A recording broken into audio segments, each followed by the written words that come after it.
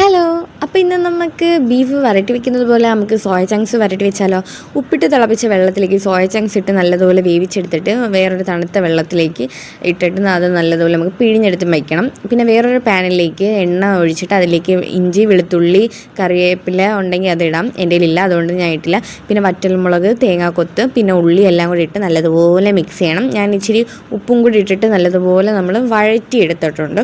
വഴന്ന് വന്നതിന് ശേഷം അതിലേക്ക് മുളക് പൊടി, മഞ്ഞൾപ്പൊടി, മല്ലിപ്പൊടി, ഗരം മസാല, കുരുമുളക് പൊടി, പിന്നെ ബീഫ് ഉലർത്തിൻ്റെ മസാല ഉണ്ടെങ്കിൽ അതും കൂടി ഇട്ടിട്ട് നല്ലതുപോലെ നമുക്ക് ആ പച്ചമണം മാറുന്നത് വരെ നമുക്കൊന്ന് മിക്സ് ചെയ്ത് കൊടുക്കണം കേട്ടോ.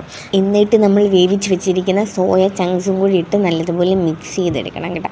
നല്ല വരട്ടി ഇങ്ങോട്ട് എടുക്കണം, നല്ല ബ്രൗൺ കളറ്, നല്ല നമ്മൾ ബീഫ് ഉലർത്തുന്നത് അറിയാമല്ലോ. പക്ഷേ ഞാൻ അത്രയ്ക്കും ഒരുപാട് ഡ്രൈ ആക്കിയില്ല, ഒരു ലിമിറ്റായിട്ട് ഇട്ടോളും. പിന്നെ ഇതിലേക്ക് ഞാൻ ഇച്ചിരി വെള്ളം ഒഴിച്ച് പിന്നെ ഉപ്പ് നോക്കിയപ്പോൾ ഇച്ചിരി ഉപ്പും കൊണ്ട് കുറവുണ്ടായിരുന്നു. ഉപ്പും കൂടി ഇട്ട് നല്ലതുപോലെ നമ്മൾ ഒരു അത്യാവശ്യം വരട്ടി ഇങ്ങോട്ട് എടുത്തും ഒരു പ്ലേറ്റ് എടുക്കുക, അതിലേക്ക് കുറച്ച് ചോറിടുക, എന്നിട്ട് നമ്മൾ സോയ ചങ്ക്സിൻ്റെ ഉലർച്ചയും കൂടെ വെച്ചിട്ട് നല്ല മിക്സ് ചെയ്ത് കഴിക്കുക. അപ്പോൾ ഞാൻ പോയി കഴിച്ചിട്ട് വരാവേ.